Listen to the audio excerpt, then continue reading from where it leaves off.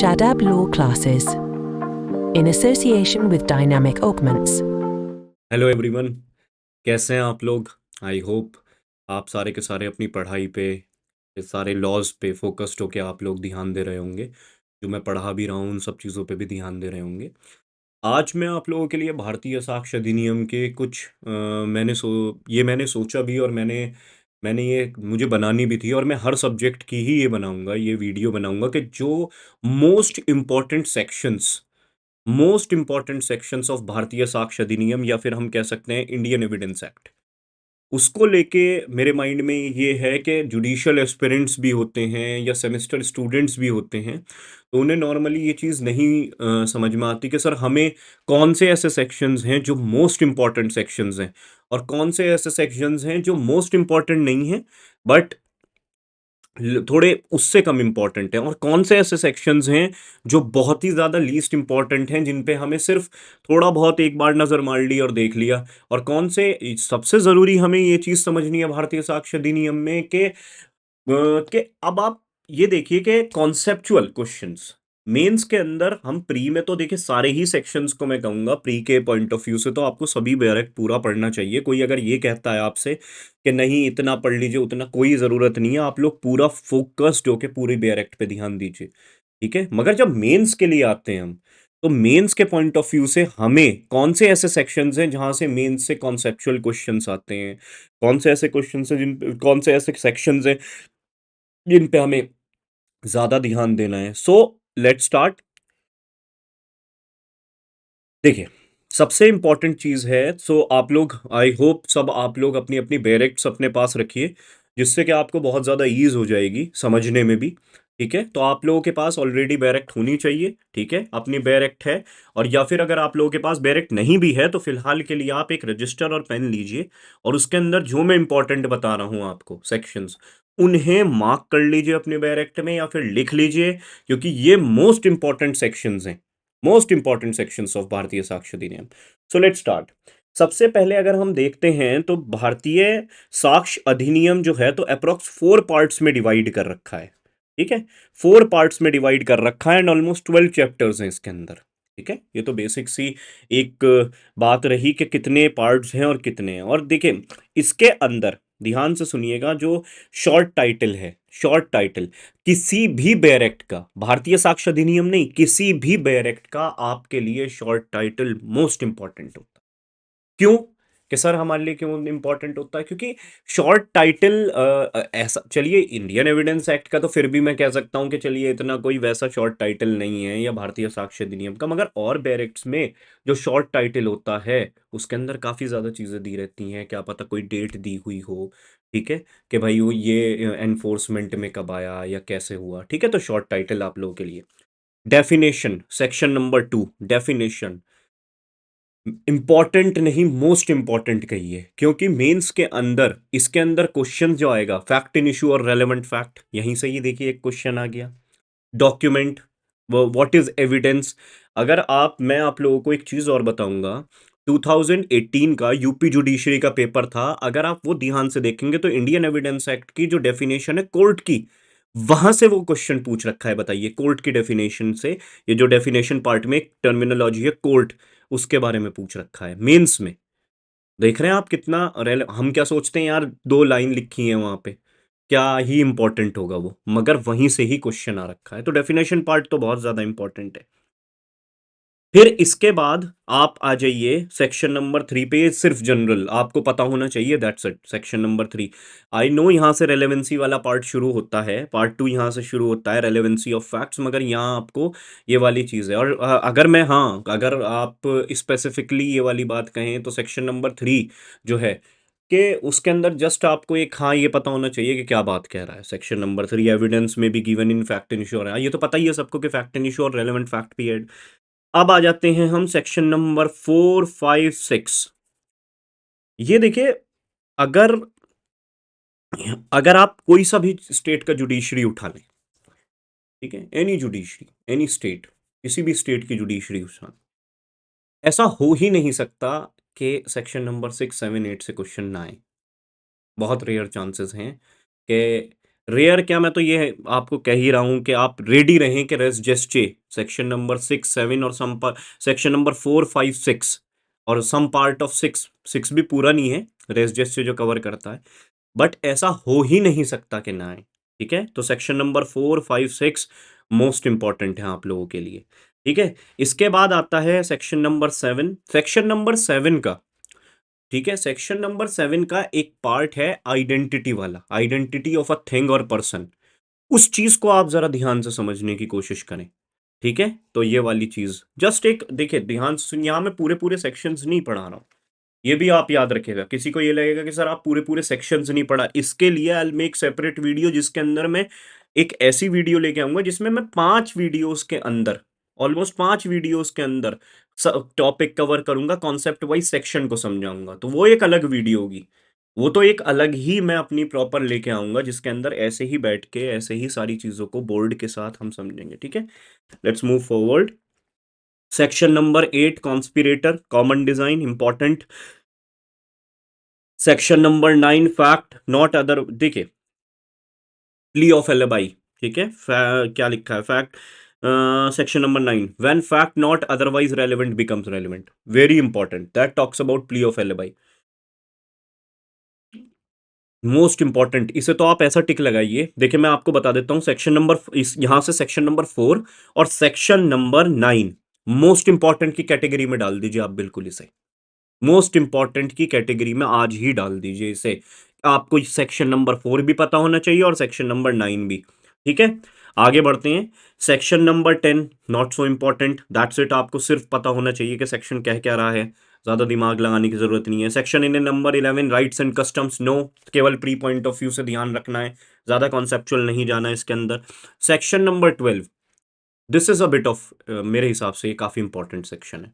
Section number 12 state of mind body और bodily feeling, ध्यान से इस चीज को तो आप कॉन्सेप्ट वाइज तैयार करें। तो अभी के लिए कॉन्सेप्ट वाइज कौन से सेक्शंस हो गए अगर हम देखें, ठीक है, तो हमने बिल्कुल डेफिनेशन वाला पार्ट, रेस्ट जेस्चे वाला section number 4, section number 9 and section number 12। Okay, let's move forward. ठीक है जी, 13 नॉट सो इंपॉर्टेंट, दैट्स बस आपको एक्सीडेंटल और इंटेंशनल ये वर्ड याद रखने हैं, क्लिक होना चाहिए। सेक्शन नंबर 13 है, फॉरन टिक लगाया प्री में, मेंस में बहुत ही मुश्किल है कि इससे क्वेश्चन आए आप लोगों के लिए। Section number 14 not so important, I think ये केवल प्री प्री के लिए। अब आता है आप लोगों का एडमिशंस। देखिए ये सेक्शन नंबर 15, 16, 17, 18, ठीक है, 15, 16, 17, 18, ठीक है, और इसके अंदर रेलेवेंसी वाला पार्ट। ठीक है जी, 15, 16, 17 और 18 बहुत ज्यादा इंपॉर्टेंट है। इसके अंदर से अगर मोस्ट इंपॉर्टेंट मैं कहूं आप लोगों से तो सेक्शन नंबर 15, क्योंकि सेक्शन नंबर 15 केवल एडमिशन डिफाइन नहीं कर रहा, it is also defining confession. कभी आपने सोचा है कन्फेशन कहाँ डिफाइन है? आपको पता भी नहीं होगा कि कन्फेशन कहाँ डिफाइन है, क्योंकि कहीं डिफाइन डेफिनेशन उसकी दे ही नहीं रखी कन्फेशन की, तो कहाँ होगा सोचिए। कन्फेशन हमेशा होगा सेक्शन नंबर 15 में ही। अब आप कहेंगे सर एडमिशन में कन्फेशन, तो बेटा एडमिशन दो तरीके के होते हैं, एक नॉर्मल एडमिशन, एक एडमिशन ऑफ गिल्ट। तो एडमिशन ऑफ गिल्ट ही तो कन्फेशन होता है, दिमाग इस्तेमाल कीजिए प्लीज, यही चीज है। ठीक है, सो विल मूव फॉरवर्ड। ठीक है जी, आगे बढ़ते हैं हम लोग। Proof of admission against the person making them 19, section number 19 relevancy of confession and admissions, most important, mark कर लीजिएगा। इसके बाद आता है आपका 22, 23। ठीक है, 22 और 23, देखिए सेक्शन नंबर 22 और 23 जो है बेसिकली हमारे लिए इंपॉर्टेंट है, और इसके अंदर भी अगर मैं आपको कहूँ 23 और 24 में, 24 को अब जो हमारे पहले सेक्शन नंबर 24, 25, 26 और 27 थे, ध्यान से सुनिएगा मैं क्या कह रहा हूँ, इंडियन एविडेंस एक्ट में, ठीक है, जो पुराने वाले सेक्शंस थे 4, अब इसी को सेक्शन नंबर 24 और 20 सेक्शन नंबर क्या बना दिया है 22, हाँ ठीक है, कन्फेशन गिवन टू पुलिस। 23 जो सेक्शन है ना हमारा, ये 3 सेक्शंस को अब कवर कर रहा है। ठीक है, 25, 26 और 27। अब 27 जो पहले सेक्शन था वो 23 का प्रोवाइजो बना दिया है। ठीक है, तो ये चीज आपको नोट करनी है। कोई आपसे पूछे कि क्या चेंजेस हैं, तो मैं आपको चेंजेस भी साथ साथ समझाता हुआ चल रहा हूं। ठीक है, जस्ट एक इंफॉर्मेटिव वीडियो है, इसे बिल्कुल भी आप ये ना समझें कि मैं इसमें कॉन्सेप्ट्स में जाऊंगा, जस्ट आपको ये बताने के लिए कि कौन सा सेक्शंस इंपॉर्टेंट है। ठीक है। 24 section number 24 is not a big deal, I think so कि इतना कोई कॉन्सेप्ट में जाना है। 25 ऑल्सो सेक्शन नंबर 25 जस्ट इतना कुछ नहीं है, बस आपको admission not conclusive prove but मैं स्टॉप इट, यही क्वेश्चन आपसे प्री में पूछ लिया जाएगा। ठीक है, whether admissions are conclusive proof और नॉट, आपको क्या जवाब देना है इस चीज़ का? No, that are not conclusive proof but it works as an estoppel. ठीक है जी, आगे 26 27 नॉट एट ऑल। ठीक है, 28 29 30 31 32 33 ये वो सेक्शंस नहीं है जो मेंस में, ये मोस्ट इंपॉर्टेंट कैटेगरी में बिल्कुल भी नहीं है। ये सारे के सारे आप लोग बस याद रखें कि हाँ आपको पता होने चाहिए, पर इतनी चीज़ होनी चाहिए, इतना ज़्यादा इनमें डिटेलिंग में नहीं जाना है। अब आता है आपका 34 से लेके 38 तक, ये थोड़ा सा आपको पता होना चाहिए, जजमेंट्स वाली बात। यहाँ पे रेस जुडिकाटा वगैरह इन सब चीज़ों के भी रोल आते हैं, तो प्रीवियस जजमेंट्स व्हेन रेलेवेंट और ये सब चीज़ें जो हैं कि आपका ये रेलेवेंसी वाले पार्ट में 34 से 38 तक थोड़ा ध्यान से देख लीजिएगा बस। इतना मोस्ट इंपॉर्टेंट कैटेगरी तो नहीं कहूँगा मैं कि बिल्कुल ही मोस्ट इंपॉर्टेंट है, बट इंपॉर्टेंट है। अब इसके बाद आता है 39 से लेके 45। देखिए, इसके अंदर आपको किस तरीके से तैयार करना है, इसमें आप एक आंसर तैयार कर लीजिए बस, एक्सपर्ट एविडेंस। ठीक है, इसमें आप क्या तैयार करिए, केवल एक्सपर्ट एविडेंसेस का एक एक तैयार कर लीजिए। इससे मैं एक चीज़ और यहाँ पे खुद को रोक के, ये चलिए 1 मिनट में एक बात आपको और समझाऊंगा। देखिए, सेक्शन नंबर 46 से लेके 50 ये कैरेक्टर की बात कर रहा है, तो हम ये कैरेक्टर में कि सिविल केसेस में कैरेक्टर रेलेवेंट होता है या नहीं, और क्रिमिनल केसेस में बैड कैरेक्टर और गुड कैरेक्टर की बात, ये आपको तभी समझ में आएगी जब आपने बीएनएसएस का ट्रायल अच्छे से पढ़ रखा होगा।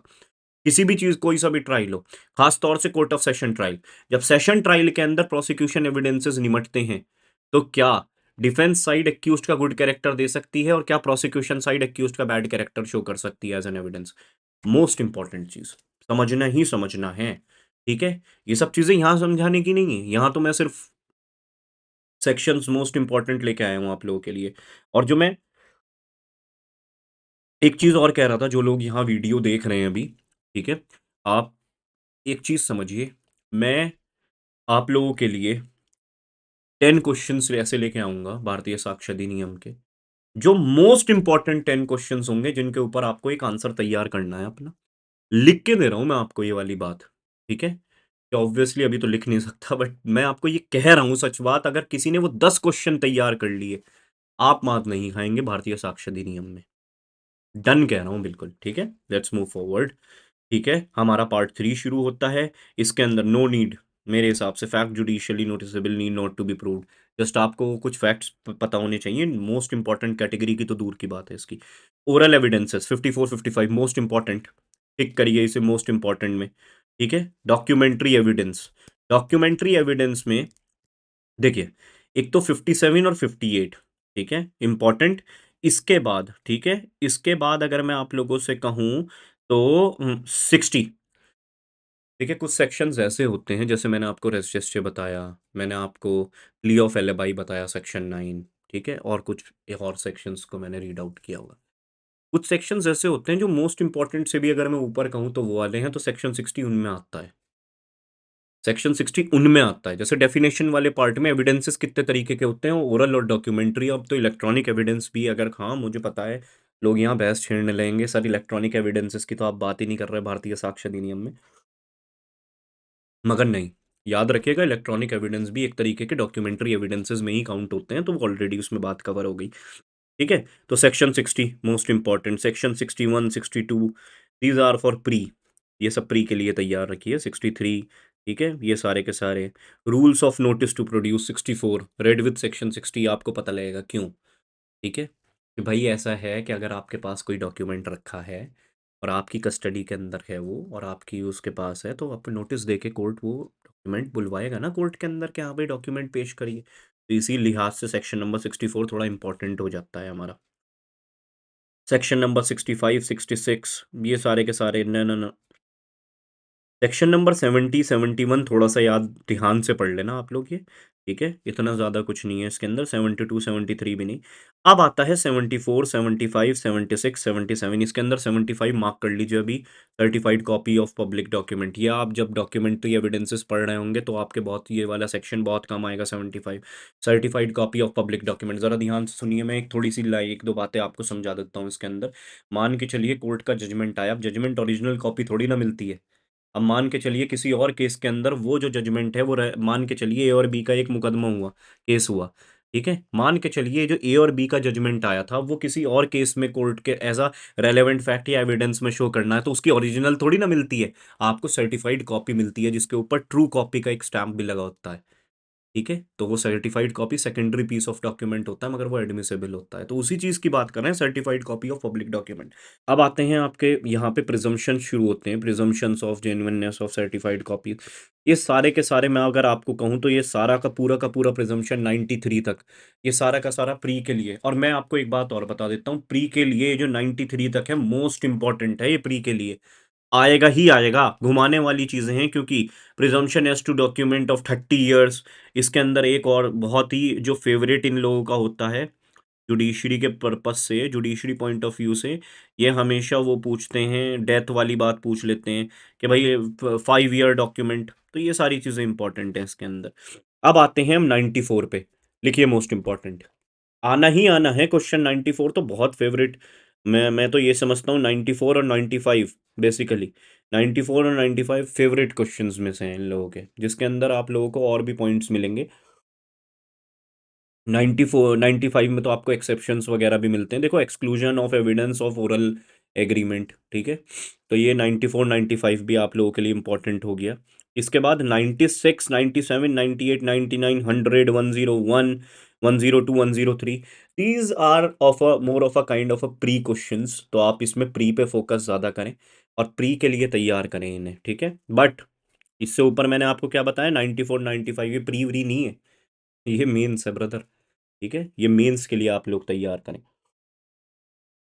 आई नो ऐसा भी हो सकता है कि जो मैंने प्री के लिए बताया एक इक्का दुक्का क्वेश्चन ऐसा आ जाए कि जो आपको मेंस में लिखने के लिए आ जाए, मगर आप जब प्री के लिए उसको उसको सेक्शन को ध्यान से पढ़ेंगे तो आप ऑटोमेटिकली, ऐसे सेक्शन नहीं है जिनमें इतना कॉन्सेप्ट लगाना है आपको, जो कॉन्सेप्चुअल चीज़ें होती हैं उनमें ही कॉन्सेप्ट लगाना चाहिए और अपना दिमाग लगाना चाहिए। ज़्यादा चीज़ें देखिए, इतनी ज़्यादा ये नहीं है कि हमने इतना कुछ पढ़ लेना है, क्योंकि यही एक लौता सब्जेक्ट नहीं आएगा जुडिशरी में, और भी आएंगे, तो इसके साथ साथ मैं ए वन बाय वन ऐसी टाइप की वीडियोस बनाता चला जाऊंगा जिसमें मैं मोस्ट इंपॉर्टेंट सेक्शन बताता चला जाऊंगा। आगे बढ़ते हैं। इसके बाद आप लोगों का आता है burden of proof. Burden of proof में तो देखिए, प्राइमरी बर्डन ऑफ प्रूफ 104 बात करता है, ओनस ऑफ प्रूफ 105 बात कर रहा है, 106। इस चैप्टर का जब आप एक आंसर तैयार करें और इसके अंदर 108 मार्क करिए, 108 मोस्ट इंपॉर्टेंट की कैटेगरी में, 108 इज मोस्ट मोस्ट इंपॉर्टेंट। और जब आप बर्डन ऑफ प्रूफ का एक आंसर तैयार कर रहे होंगे ना, आपको खुद दिख जाएगा इसके अंदर सेक्शन नंबर 1110 और 11111, ठीक है, सेक्शन 110 और 111।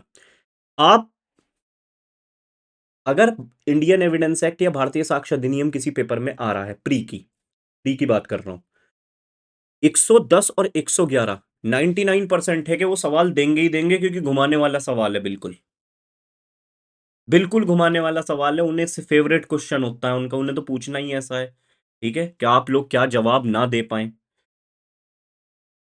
मार्क करें इस चीज को, ठीक है। और 108 आप लोग किसके लिए, 108 आप लोग किस चीज के लिए मार्क करेंगे। और एक चीज और, 105 के पास आप लिख लीजिएगा ऑन हुम बर्डन ऑफ प्रूफ लाइज, तो ये वाली चीज आप मार्क कर लीजिएगा, ओनस ऑफ प्रूफ की बात हो रही है यहाँ पे, onus of proof, shifting of burden of proof, 108 mark कर लीजिएगा, 108 इज मोस्ट इंपॉर्टेंट ब्रदर्स, ठीक है। अब आते हैं 112 113 114 115 116, 116 पे तो मैंने एक वीडियो भी बना रखी है, इतना ज्यादा इंपॉर्टेंट है, समझ रहे हैं आप लोग, प्लीज, वीडियो तक बना रखी है मैंने इसके अंदर, ठीक है, इसके अंदर मैंने एक वीडियो भी बनाई है इस चीज के ऊपर, ठीक है, ठीक है, ये ध्यान में। और आई थिंक मैं भूल गया है कैसे, मुझे 116 से ही याद आया, सेक्शन नंबर 26 डाइंग डिक्लेरेशन, ये आई थिंक मैंने स्किप कर दिया, पता नहीं मुझसे कैसे स्किप हो गई ये चीज, मैं थोड़ा सा आई थिंक कैसे हो गया, सेक्शन नंबर 26 मोस्ट इंपॉर्टेंट की कैटेगरी में डाल लीजिएगा प्लीज आप।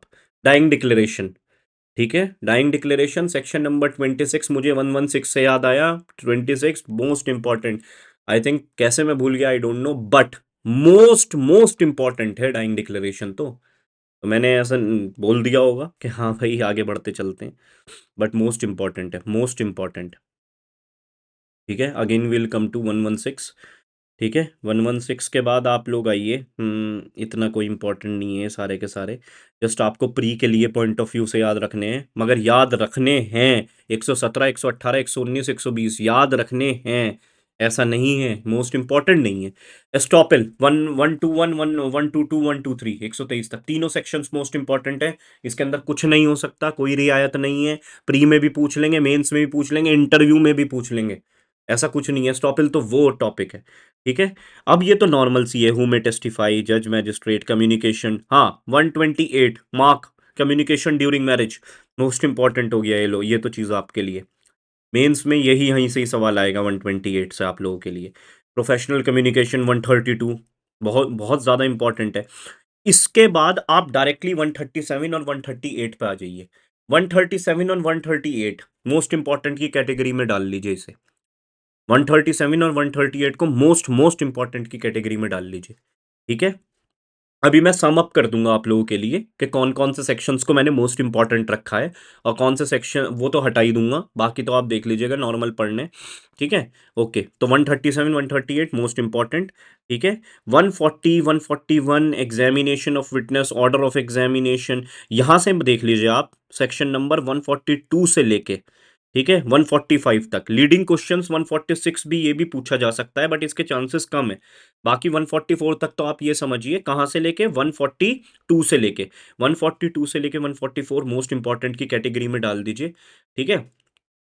ओके, लीडिंग क्वेश्चंस भी इंपॉर्टेंट है, मैंने वीडियो बनाई है उस पर, मेंस पॉइंट ऑफ व्यू से इंपॉर्टेंट है, ठीक है। ओके ओके, ठीक है जी। 148 मोस्ट इंपॉर्टेंट, 148 भी काफ़ी ज़्यादा इंपॉर्टेंट है, ठीक है। इसके बाद आप लोगों का आ गया 148 के बाद, हाँ इम्पीचिंग क्रेडिट, ठीक है 158, ठीक है। 157 questions by party to his own witness, hostile witness, इन सब चीज़ों की भी याद रखिएगा, जब विटनेस आपका आपके खिलाफ ही चला जाए, ठीक है, तो मोस्ट इंपॉर्टेंट हॉस्टाइल एविडेंस तो बहुत ही ज़्यादा इंपॉर्टेंट है, हॉस्टाइल विटनेस कहते हैं इसे 157 को, और 158 को भी एक तरीके से, 157 तो मेजरली कहते हैं हम उसे, ठीक है। 160 भी आप लोग देख लीजिएगा। 162 ब्रदर्स, मैं आपको बता रहा हूँ 162 का रोल केवल यहीं तक नहीं है भारतीय साक्ष्य अधिनियम का, ये BNSS में भी काम आएगा 162, ये आप लोगों को 162 मोस्ट इंपॉर्टेंट है। आप देखिए, वैसे तो ये ऐसे समझिए ट्राइंगल बनता है एक, ठीक है, ये एक ट्राइंगल बनता है। ट्राइंगल कैसे बनेगा, कैसे बनेगा ये ट्राइंगल, भारतीय साक्ष्य अधिनियम, भारतीय न्याय संहिता और भारतीय नागरिक सुरक्षा संहिता, तीनों को साथ पढ़ना होता है। कोई अगर आपसे ये कह रहा है कि ये एक subject one at a time पढ़िए और ये वाली चीज़ है, ठीक है, बहुत अच्छी बात है, वन एट अ टाइम ही पढ़िए, मगर ऐसा नहीं है, इन तीनों को जोड़ के पढ़ना चाहिए अगर आपको कॉन्सेप्ट वाइज पढ़ना है, ठीक है, कॉन्सेप्चुअल पढ़ना है। आगे बढ़ते हैं, ठीक है। इसके अंदर प्रोडक्शन ऑफ डॉक्यूमेंट, ठीक है। 164 आपका रिलेट करेगा केस डायरी से, समझ रहे हैं आप मैं कहाँ ले गया आपको, सेक्शन नंबर 192 ऑफ BNSS, ठीक है, BNSS का सेक्शन नंबर 192, ठीक है, क्योंकि उसके बाद तो चार्जशीट वगैरह 193 आ जाता, तो 192 में केस डायरी है। तो केस डायरी के अंदर right of adverse party, right of adverse party as the writing using of refreshing memory, बहुत इंपॉर्टेंट है, वहां वहां से रिलेशन है इसका, ठीक है। ये वाले सारे के सारे हो गए। 168 मोस्ट इंपॉर्टेंट हो गया आप लोगों के लिए, ठीक है। 169 पे तो मैंने वीडियो भी बनाई है आप लोगों के लिए। 168 जो है ये आपके पास स्पेशल पावर्स ऑफ कोर्ट्स में आएगा, ये 168 आपका स्पेशल पावर्स ऑफ कोर्ट्स में आएगा, जिसके अंदर BNSS का तो आई थिंक मुझे अभी 351 बन गया है, I think examination of accuse done by the court, मगर CRPC का बता देता हूं मैं आपको, फिर BNSS का आप देख लीजिएगा। CRPC के अंदर 311, 313 और ये 168 ऑफ BNSS, तीनों को साथ पढ़ते हैं, ये स्पेशल पावर्स ऑफ कोर्ट्स में आएगा। उसके बाद 169 आ जाता है आप लोगों का, जिसमें मैंने ऑलरेडी वीडियो बनाई है, एक बार देख लीजिएगा, 3-4 मिनट की वीडियो है, इतना दिमाग नहीं लगाना इसमें, ठीक है। ओके, आराम से ये वीडियो मेरी वीडियो भी अगर आपने देख ली थोड़ी ध्यान से और थोड़ा सा अपना दिमाग लगा लिया उसमें, दैट्स इट, हो गया काम, ठीक है। इसके बाद आता है आपका 170, रिपील है, कुछ नहीं है, डन। तो इसके अंदर कुल मिला के हम अगर देखें एक बार, अगर मैं आप लोगों को क्रस्ट बता दूं विद इन 2 मिनट्स, ठीक है। डेफिनेशन वाला part most important, number 1। Section number 4 most important, number 2, ठीक है। इसके बाद सेक्शन नंबर 8 भी इंपॉर्टेंट, ठीक है, ओके। उसके बाद सेक्शन नंबर 9 इंपॉर्टेंट, डन। इसके बाद आप लोगों का सेक्शन नंबर 15 इंपॉर्टेंट, उसके बाद सेक्शन नंबर 23 इंपॉर्टेंट, उसके बाद सेक्शन नंबर 26 इंपॉर्टेंट, ठीक है। उसके बाद अगर मोस्ट इंपॉर्टेंट की कैटेगरी में सारे के सारे एक्सपर्ट एविडेंसेस वाला मोस्ट इंपॉर्टेंट, कैरेक्टर वाला इंपॉर्टेंट, ठीक है। इसके बाद आप लोगों का आ गया ओरल और डॉक्यूमेंट्री में भी इंपॉर्टेंट है, और सेक्शन नंबर 60 मैंने बताया इसमें इंपॉर्टेंट, ठीक है। सेक्शन नंबर 60 के बाद आप लोग आ जाइए प्रिजम्पशंस पे, मैंने आपको कहा प्री के लिए हैं ज्यादातर, ठीक है। ये सारी की सारी चीजें हो गई। उसके बाद 94 95 इंपॉर्टेंट, देख लो मैं कितने 10 12 15 सेक्शन बता रहा हूँ बस, ठीक है। उसके बाद बर्डन ऑफ प्रूफ में मैंने 108 आपको बता दिया और 105 बता दिया मोस्ट इंपॉर्टेंट, ठीक है। उसके बाद मैंने एक क्या बताया था प्री पॉइंट ऑफ व्यू से भी, ठीक है, वो भी देख लेना एक बार आप लोग, ठीक है, ओके। इसके बाद 116 मोस्ट इंपॉर्टेंट की कैटेगरी में मैंने रख दिया था, एस्टॉपेल मोस्ट इंपॉर्टेंट की कैटेगरी में रखा था मैंने, ठीक है। उसके बाद कम्युनिकेशन ड्यूरिंग मैरिज 128 और प्रोफेशनल कम्युनिकेशन 132 मोस्ट इंपॉर्टेंट की कैटेगरी में। उसके बाद 138 139 मोस्ट इंपॉर्टेंट, ठीक है। इसके बाद हमारा आ गया आपका एग्जाम 142 से लेके 144 मोस्ट इंपॉर्टेंट और 146 मोस्ट इंपॉर्टेंट, ठीक है। उसके बाद आप लोगों का आ गया हॉस्टाइल विटनेस वाला मोस्ट इंपॉर्टेंट, रिफ्रेशिंग मेमोरी वाला इंपॉर्टेंट, और उसके साथ मैंने आप लोगों को सेक्शन नंबर 164 मोस्ट इंपॉर्टेंट हो गया। उसके बाद 168, ठीक है, 168 और 169, ठीक है, डन हो गई बात। इसके लिए मैं आप लोगों के लिए एक वीडियो बना दूंगा जिसके अंदर 10 क्वेश्चंस दे दूंगा आपको, और 10 क्वेश्चंस लिखने का एक तरीका समझा दूंगा कि कैसे समझते हैं, क्या लिखना होगा आपको। आई थिंक आप लोगों को ये चीज़ समझ में आई होगी। मेरी कॉफ़ी भी ख़त्म हो गई आप लोगों को समझाते समझाते, ठीक है।